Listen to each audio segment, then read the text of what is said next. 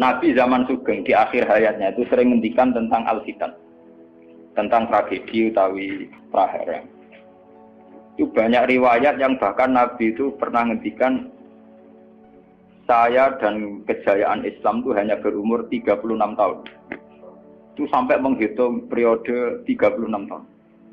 Juga banyak riwayat yang bahkan secara detail saya mencium turba, di mana nanti cucuku terbunuh di situ. Apa kamu gelisah Muhammad? Iya. Kata Jibril, jika kamu mau saya tunjukkan di tanah mana nanti cucumu akan dibantai. Itu riwayat jauh sebelum Said Husain dibantai di Karbala. Termasuk riwayat-riwayat yang se-ekstrim ini. Jadi ini kan terus ngaji kalau ini bahwa nanti pada akhirnya sing mlebu neraka iku ora wong dolim tok, termasuk kita-kita sing saleh. Jadi sempat masuk swarga. Wong pontok haudun Nabi berarti mendekati napa? Swarga. Bahkan bagian riwayat haudun Nabi itu fi jannah. Makanya kalau ini cerita, ini amun salah paham tuh. Orang Khawarij itu soleh-soleh wong. Justru karena kesalehannya itu melahirkan tragedi dalam Islam. Karena solehnya itu kemudian mengharamkan barang yang mubah, mewajibkan barang yang sebetulnya hanya sunnah. Penyakit wong soleh mesti begitu. Ane jajal awet ke itikaf ning masjid seminggu, soleh seminggu. Enggak metu es perpal perempuan wong amen jagongan ning omah. Ora eling pengen. Padahal eling pangeran iso ning omah iso ning dalan. Cuma dekne selerane kan ilinge ning masjid. Wong itikaf seminggu kok gegere kak. Enggak kan. Enggak kowe seneng pengajian ya ngono. Wong ini ora seneng ngaji sing teko kok wong limo. Gelem dijak apik ta ora? Padahal ning omah ngurmat anake ya apik. Paham ya? Ning pasar dagang ngurmat anak putu ya. Apik. Cuma APM kan kiai dari pelepak-plepok ning masjid. Tapi gara-gara pelepak-plepok ning masjid seminggu gegere tengah.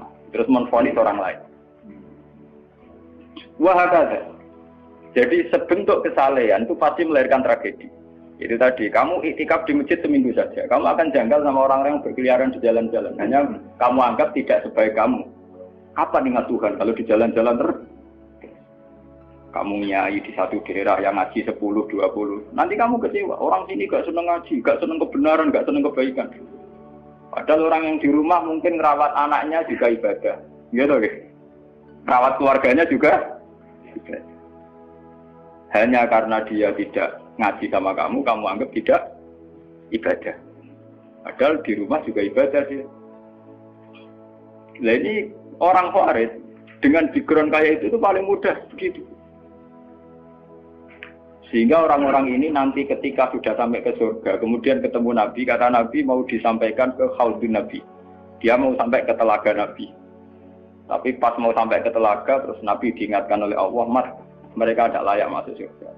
Innahum qad ahdatsu ba'dak. Mereka bikin bid'ah setelah kamu. Tapi itu umatku ya Allah, saya kenal mereka kenal saya. Ya, tapi sukon itu harus dijauhkan dari surga. Dan ini kalau cerita, kenapa kesalehan melahirkan tragedi? Ini kalau cerita. Dalam semua sejarah dunia, selalu tragedi itu dimulai dari kesalehan. Ya, mun beda sing terlambat kan, sampean ngaji ya. Semua tragedi dunia itu dimulai dari kesalehan. Paling enggak klaim kesalehan. Ya, paling enggak klaim apa? Kesalehan. Karena semua sebentuk kesalehan atas nama agama tentu langsung dikaitkan dengan Allah. Bertautan dengan hukum Allah. Kalau sudah kamu yakini itu hukum Allah, tentu kamu dengan mudah akan menghukumi kafir siapa saja yang menentang. Karena kamu anggap melecehkan hukum Allah. Akhir dari itu tentu kamu akan tahlilud dam. Nak ngono wong iku halal darah. Ini rungokno tenan. Karena setiap pelanggaran atas nama agama tentu dianggap melanggar hukum Allah. Jika orang yang mengklaim demikian kan mudah mengkafirkan orang lain karena dianggap wani pangeran. Paham ya? Nah, kalau sudah menvonis orang lain berani Tuhan, tentu darahnya dihalalkan. Kayak kasus kaum Khawarij. Sebetulnya saat Ali Muawiyah itu melakukan konflik atau terjadi konflik, saling bunuh, saling perang, kelompoknya Ali Muawiyah saling serang, itu kan tragedi duniawi biasa. Dalam hidup pasti ada gejolak, ada demonstrasi, ya, ada perebutan kekuasaan. Sebetulnya itu kan fenomena sosial biasa. Misalnya kiai drengki-drengkinan. Masa kiai drengkinan mbek bakul bakso kan gak. Bakul bakso drengki-drengkinane mbek bakul. Orang malah mbek bakul es rukun. Ndak bisa kamu logika panas musuhe adem, bakul bakso jejer bakul es rukun. Mergo bar mangan bakso tuku. Tapi bakul es padha ademe tukaran. Mergo saingan, iku nunjukno nek saingan sak jenis. Mulane kaya aku rada aman. Mergo sing nyaingi aku kudu alime sekali beraku aman. Paling wong saingi ade aku adir wis lho, Pak. Padha kelas-kelas ringan kan musuhe ge kelas. Ora nek nak ngalim tulisan kaliber. Dadi rapati de musuh. Akhirnya ngalime kaliber terus fasilitas biasa. Wong rapati nyucu, wong rapati hormati, wong ape drengki apaan? Wong kula yo mak turu temangsang ning kos drengkeni apa? Mun kula elmoni ya, dadi wong rapati drengki mun kula elmoni. Dadi ngalime kaliber fasilitas biasa. Wah aman. Kok kayak gitu. Aman, itu istihad. Jadi untuk menjaga keamanan. Ngalime ra kaliber ning dadi wong nyucup wong dobar, mesti wong mencep. Alim sepi kok wong dobar wis gegere gak karuan. Niku termasuk strategi ngadepi napa prahara. Artinya sakit di elmoni sebenarnya secara ijtihad itu bisa napa? Bisa den. Lalu kula biasa mama-mama teng kula mriko ngumbal we anak kula. Enggak, nggih biasa ana mobil direm, Gus, monggo bareng kula. Kak, lagi benefit. Kula betul mobil, nah ono omah muter pirang-pirang. Nah itu memang gitu ya, karena kita trauma dengan sejarah. Ketika Khawarij meyakini Ali melahirkan sulmatan fiddin, melahirkan pencitraan agama. Salmatan fiddin, sulmatan fiddin itu pencitraan agama. Muawiyah juga dituduh demikian, salmatan fiddin. Akhirnya orang Khawarij lewat kelompoknya itu ada sekelompok orang yang ditugasi membunuh Ali, ditugasi membunuh Muawiyah, dan ditugasi membunuh Amr bin As di Mesir. Semua tokoh-tokoh besar Islam itu melahirkan tragedi Islam, harus dibunuh semua. Itu yang keputusan gitu tuh lewat kesalehan. Mereka orang-orang soleh, orang-orang khusyuk, senang iktikaf, senang zikir. Dia punya keputusan sing lahirno tragedi dalam Islam. Makanya kamu jangan kaget, kenapa di Irak itu banyak perang saudara, di Mesir, di Sudan, di Khartoum, di Darfur, di Somalia. Itu kalau sudah perang berani mati, karena mereka mengatasnamakan agama. Nah, kalau agama berarti merasa dia punya titah Allah, titah Tuhan. Sehingga kelompok lain, ya orang Sunni, Bantai, Syiah, Ahmad itu biasa. Makanya kita disyukur, kalau bolak-balik kita harus syukur sebagai bangsa Indonesia. Bangsa Indonesia di filosofi berdoluri, soalnya bergemeng-gemeng ngelas yang berduri, orang terus ini itu syukur jadi wong Jawa. Cari rasa cocok, mau grudal, misalnya rasa-rasaan kiai beda partai yang mau grudal, bagus sekali. Karena ada sampai pembunuhan. Paling banter yang dikisih pelatihan ngirim tarmihim.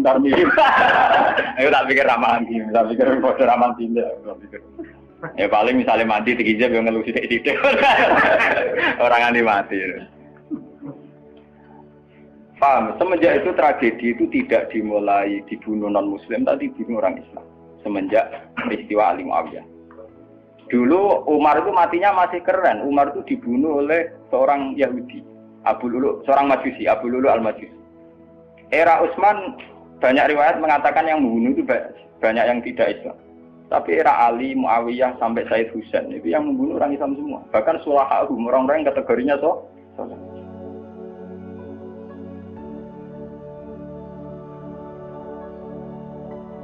Wong soleh macam payah. Baik Madin gue kenal aku ngukumi wong murtad itu biasa.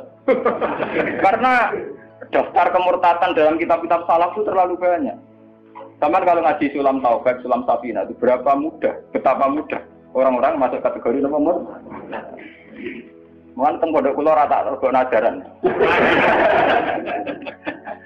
Gua ada sing kiai tanglet kula, Gus yo mboten mlebokno ajaran ing pondok jenengan. Lagi bantah aku apa takok. Nak bantah ya bantah-bantahan, nak takok tak jawab.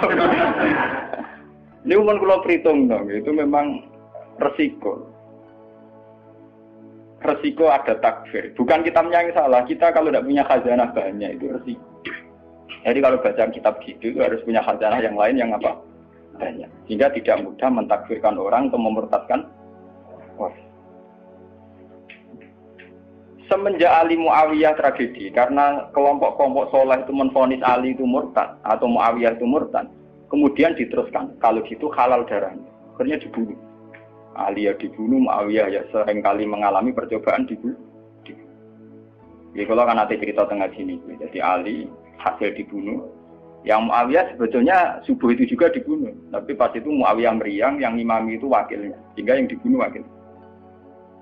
Mulane kalau boleh cerita, ning tinggon nek wong kesolen mesti pintu-pintu. Wong kuwaris sih pintu-pintu. Wong ngongkon killer, ngongkon pembunuh bayaran kok tarife ngene to. Lah Muawiyah ku sapa? Pokoke sing imami subuh.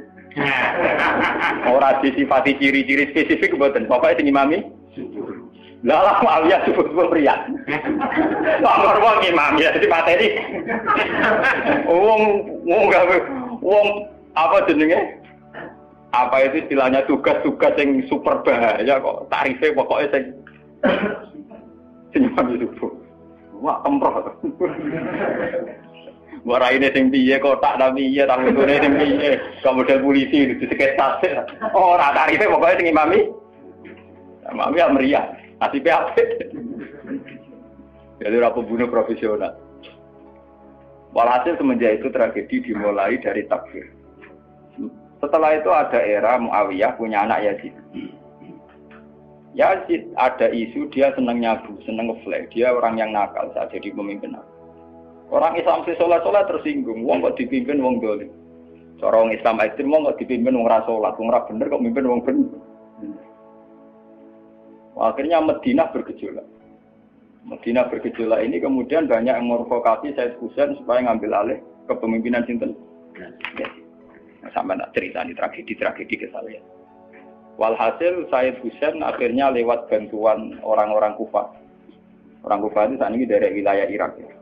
Jadi kayak Kufah, Asfahan, terus Nahawandi itu ikut wilayah Irak. Ketika Irak pecah dengan Iran, ikut wilayah apa? Iran. Dulu yang situ semua itu namanya orang dulu kalau bilang itu Kufah sama Basrah. Gitu, okay. Makanya kalau di kitab-kitab Nahwu semua kitab salaf kalau bahasakan kawasan itu kalau ada kawasan Kufah ya apa? Sekarang di bahasa internasional lebih dikenal Irak semua. Tapi kalau dulu orang bilang itu Kufah, Basrah, Nahawandu, Asbahan, Khurasan. Itu kan dan Rosamban. Orang-orang Kufah datang ke Madinah. Ya Husain, karena yang dituduh zalim, kita-kita yang nanti di Kufah siap membeat jenengan jadi khalifah, siap dukung jenengan jadi apa? Khalifah. Ini ku mengkudeta kepemimpinan ya Yazid. Said Husain sebagai orang junior, beliau konsultasi sama Sayyid Ibn Abbas.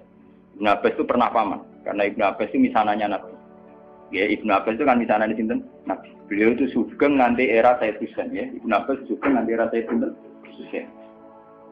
Ketika Sayyid Husain konsultasi sama Ibn Abbas, dihentikan ini. Yabna ammi, al-Kufah la tafi. Sopo sing ape dukung kowe? Tiang Kufah ya ammi. Wong Kufah atau jujur. Wong Kufah itu bulat gak welet. Al-Kufah la tafi. Wong Kufah nak janji atau nepat. Dulu kayak kawasan Kufah ini sampai kalau cerita sejarah, bin zaman roh. Kan tiap daerah kan terkenalan dewe-dewe. Ono daerah terkenal bedol guri, ono daerah terkenal badoan. Ibu tenan ora tiap daerah kan terkenalan dewe-dewe.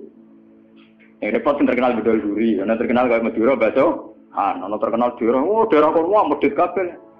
Nak kawin nang Sunda, wah wani wong lanang kan tiap daerah dia terkenalan sendiri-sendiri. Paham ya? Karena perilaku budaya orang mesti ada ciri. Nah, itu di era itu Kufah itu punya ciri khas al-Kufah la tafi. Wong Kufah mesti ora jujur. Tenang. Walhasil akhirnya Sayyid Husain minta maklum ya, minta supaya dimaklumi.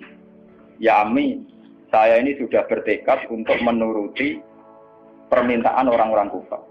Jadi meskipun paman saya melarang, saya tetap berangkat. Kata Ibn Abbas, ya sudah kalau itu jadi keputusan kamu. Mulane Sayyid Husain terkenal Sayyid sing brengkel. Mulane kena dititeni. Sayyid sing turunan Husain niku rata-rata brengkel-brengkel. Nggih, kados orang Iran itu rata-rata Sayyidnya Husain. Kados Abdul Qadir, kados Sayyid Muhammad itu Al-Hasan. Makanya kalau Sayyid Muhammad itu Al-Hasan rata-rata karena Sayyid Hasan dulu itu yang punya keputusan amul istima. Jadi tidak mau perang. Sehingga era Sayyid Hasan yang dikatakan amul istima. Tahun bersatunya umat. Era Husain betul. Walhasil wala-wala cerita Sayyid Husain kersok dibawa orang Kufah menuju Irak. Pas sampai Karbala. Itu Sayyid Husain bilang gini sama pengawal-pengawalnya, ini sampai mana? Ini Karbala ya Husain. Saya Husain hadhihi karobun wa bala. Ini karobun, kesusahan wa balaun dan tragedi ujian.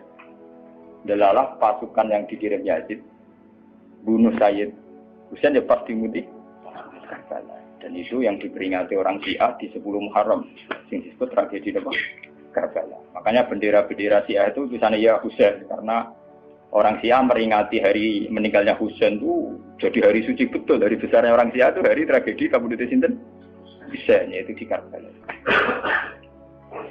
Nah kemudian versi cerita itu bulat. Kalau versi Sunni, karena sini model Kiai Indonesia, model versi Husnudzon, itu jari ini pengawalnya Muawiyah itu tidak disuruh bunuh, disuruh konsultasi saja. Cuma mereka overacting bunuh. Sehingga dalam keyakinan Sunni bahwa Yazid itu tidak dosa-dosa amat karena tidak nyuruh apa. Tapi nak cara Syiah, nyatane mata ini kok dikelah-kelah, mata ini ya mata. Wah semenjak itu lahirlah kelompok Syiah besar-besar.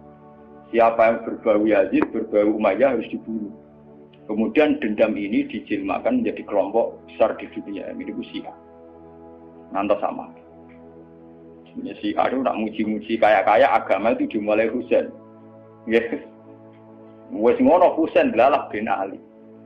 Di Nabi Muhammad, idola sentrale Ali, terus yang dianggap kesatria prajurit nopo Husain. Sehingga agama versi Syiah itu ya tiga itu, Muhammad, Husain, Ali. Karena referensi agama Syiah itu hanya ini, Ali zaman sugengnya Nabi ya terkenal pahlawan perang, terkenal kesatria perang. Husain ya kesatria perang. Sehingga orang Syiah tidak punya rujukan kecuali sejarah kesatriaan. Ngadepi Musa wani mati, kata Iran saat ini Ahmad Benedek, itu orang Iran perasaannya begitu, ngadepi Musa mati, wani mati. Beda perasaannya ahli sunnah, karena ahli sunnah idola no sahabat sing kuno ya idola, sing ora jelas ya napa idola. Wah kira sahabat macam-macam, jale madung idola no sahabat topo sing nak ono perang mirip. Terus Mustafa idola no topo sing ora jelas, penting itikaf. Itu kelebihannya Sunni karena ngakui semua sahabat jika perilakunya variasinya banyak. Lho tenan niku boten kuyon niku. Karena variasi idolanya napa? Banyak. Jika orang Sunni bentuke beda-beda. Mungkin tidak kebetulan. Mungkin tidak kemudian sing ngene. Oh pengamat itu ngamati salat ngono paling pusing. Kok ana sing standar. Salate Muhammadiyah, PKS, Salafim di standar. Carane wong ngono pusing. Dia ini terkenal alim. Allahu Akbar. Ana sing watwah Allahu Akbar. Allah.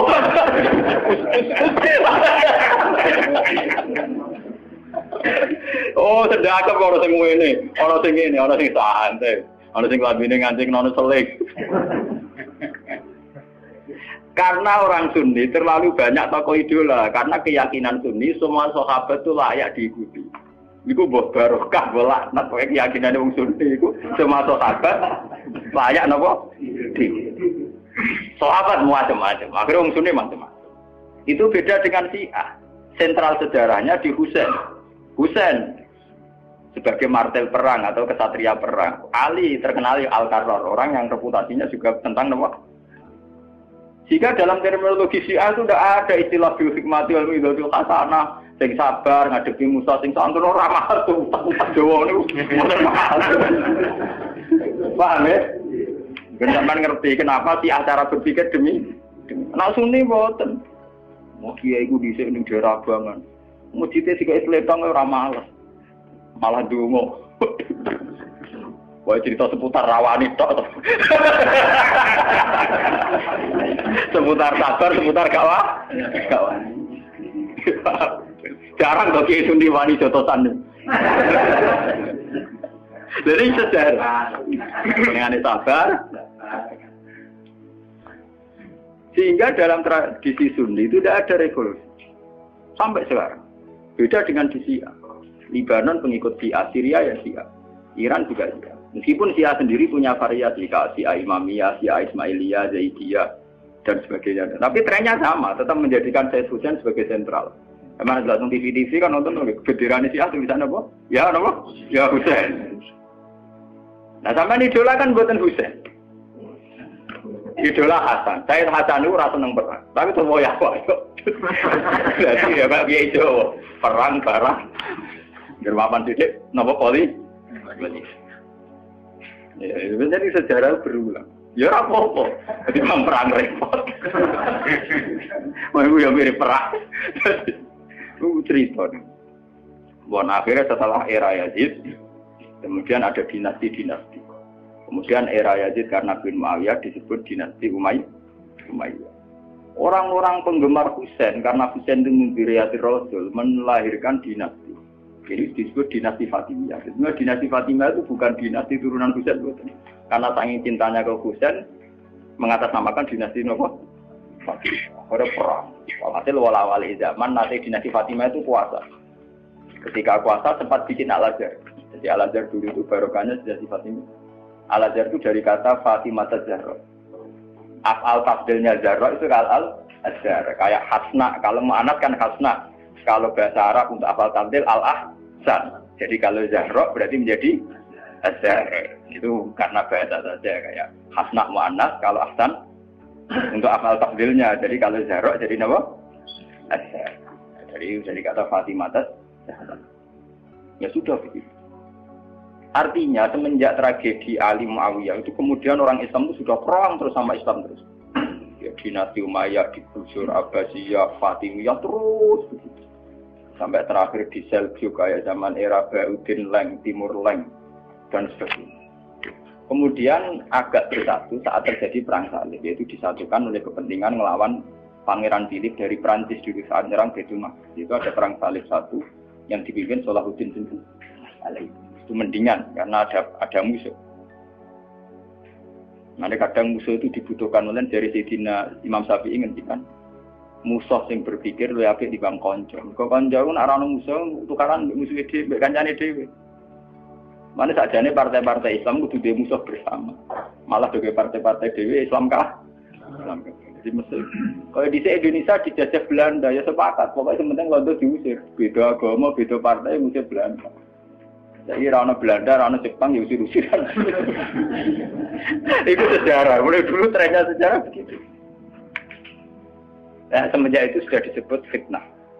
Kalau sudah fitnah itu la tusibanal ladzina dzalamu minkum.